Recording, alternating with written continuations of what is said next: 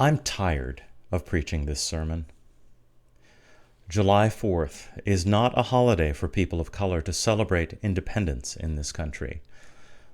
It is definitely an excuse for barbecues and a day off, all of which are welcome, but for many of us, it is nothing more. I cannot celebrate the independence of one people at the intentional expense of another, particularly when the people on the losing side of that equation were my ancestors.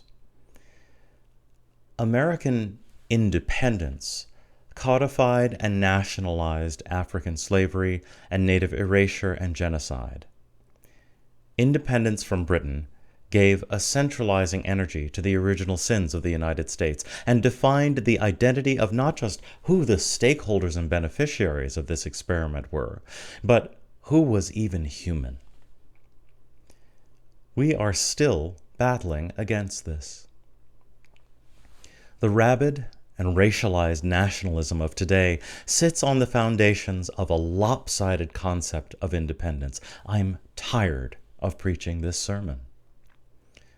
So, I choose to reframe July 4th not as Independence Day, but as Resilience Day. I'm mourned out, and like many of us, I'm hungry for hope. Many of us people of color are yearning for ways to feel affirmed and forward-thinking and hopeful in being, as opposed to just outright depressed.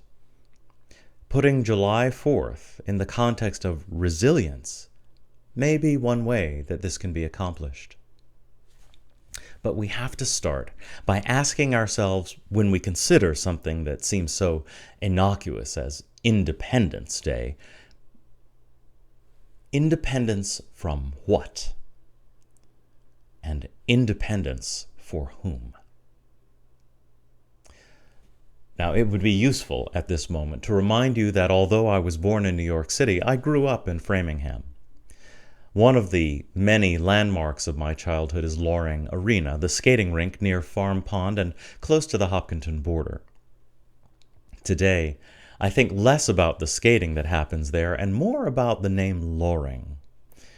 The arena is named for Edward F. Loring, a prominent hockey coach in Framingham in the 1950s and 60s. Although I don't know that there is a direct relation, the name Loring puts me in mind of the fact that it was Judge Edward G. Loring in the 19th century who sent escaped slaves Thomas Sims and Anthony Burns back into slavery from Boston in accordance with the Fugitive Slave Act of 1850. Judge Loring's actions precipitated William Lloyd Garrison's famous anti-slavery address where he burned a copy of the U.S. Constitution on July 4th, 1854.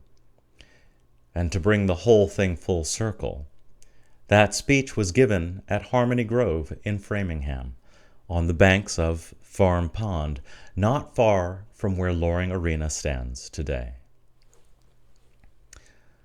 Though Garrison's route to an abolitionist stance was convoluted, his words and actions at Harmony Grove on July 4th still inspire me to reflection and resilience today. Here are some excerpts from his speech, followed by a description of his subsequent actions. Alas, our greed is insatiable, our rapacity boundless, our disregard of justice profligate to the last degree.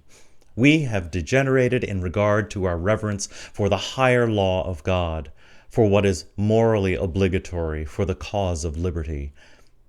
Theoretically, the government is of the people and for their good, but in fact, it is in the hands of party demagogues who cajole and flatter, entreat and threaten, lie and deceive, and who are themselves the tools and vassals of the slave power, ready to do its bidding no matter what the crime or peril may be.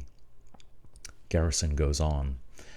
Constitutional restraints are as cobwebs. The representatives are the betrayers of the people. The most high-handed acts of usurpation are submitted to with slavish servility. The revenues of the government are turned against popular liberty and wielded to one end, the security of slave property and the acquisition of slave territory. The condition required of every man holding office under the government is a ready acquiescence in whatever the slave power may dictate. He continues, the boldest and most astounding plans are openly avowed for the unlimited annexation of foreign territory for slaveholding purposes. Cuba, Haiti, Mexico, South America, Brazil, the Sandwich Islands, etc., etc., are all designed for ultimate absorption by the slave power, which scorns the moral sentiment of the world and defies the retribution of heaven. Such is our condition.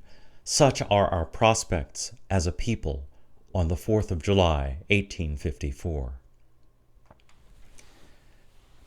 Then Garrison proceeds to burn a copy of the Fugitive Slave Law, to wild applause.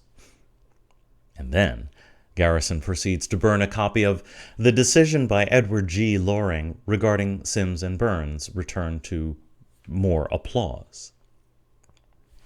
And then, and now I'll quote the July 7th issue of Garrison's paper, The Liberator, then, holding up the U.S. Constitution, he branded it as the source and parent of all the other atrocities, a covenant with death and an agreement with hell, and consumed it to the ashes on the spot, exclaiming, so perish all compromises with tyranny, and let all the people say, Amen. A tremendous shout of Amen went up to the heaven in ratification of the deed, mingled with a few hisses and wrathful exclamations from some who were evidently in a rowdyish state of mind, but who were at once cowed by the popular feeling. Charles L. Remond, an eloquent outburst of feeling, defended Mr. Garrison's act in burning the United States Constitution, declaring that he did so in the name of 3 million slaves with whom he was identified by complexion. Mr. R. was loudly and almost unanimously applauded. Resilience. And let me be clear, I am not talking about resistance. They are very different. Resistance implies that one has a position of value to hold on to begin with. I don't know that resistance makes total sense in the context of being dehumanized and erased. Resilience, however, is something accessible to and worth encouraging within everyone, regardless of how they are regarded by society or how they have been taught to regard themselves. Resilience can offer a way to hold the paradox of our lived experience today. Resilience also leaves room for joy and invites recognition of the power of generative energies. Resilience moves toward something glorious. Indeed, resilience is not just about the 17th, 18th, 19th, or even the 20th century. Resilience is absorbing the discovery of mass graves at Indian schools in Canada today, knowing there will be similar discoveries here in the United States, and continuing to rise, thrive, protect, laugh, honor, and cherish Native cultures. Resilience is receiving the trauma of war, whether that is airstrikes in the Middle East or racialized police violence in the suburban streets of the United States, but equally trusting and receiving the love and embrace of communities that cherish humanity as sacred. Resilience is making sure that our holidays are not just orgies of capitalist expression and Western leisure privilege, that instead they are truly holy days, inclusive of reverence and reflection for the dear price paid for any kind of independence. The fact of the United States gaining independence from Britain in the 18th century deserves to be noted. But it is a small part of the independence experienced by its progeny. With that independence in 1776 came the greater responsibility of both understanding and teaching future generations what independence is, and growing into the full potential of the meaning of that word. We haven't figured it out yet, and we haven't lived up to it as a country. Independence, universal independence will mean we have a societal system that has the capacity to hold all of this, past, present, and future. And so, I invite you to celebrate July 4th as Resilience Day.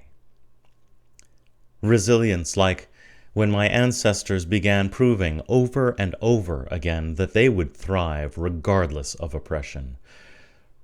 Resilience, when the native people of this land were not defeated but were instead called into the most horrific act of martyrdom and divine prophecy, because native wholeness continues to be all of our conscience and all of our potential. Resilience, when European ancestors and those who gained benefit from the colonial project are invited into a relationship with the totality of their histories and the dual and complicated legacy of sheer brilliance and pure barbarism. Let July 4th be Resilience Day, because our work is not done. Independence has not yet been achieved.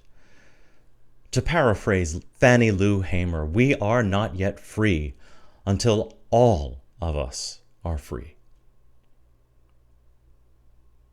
May it be so.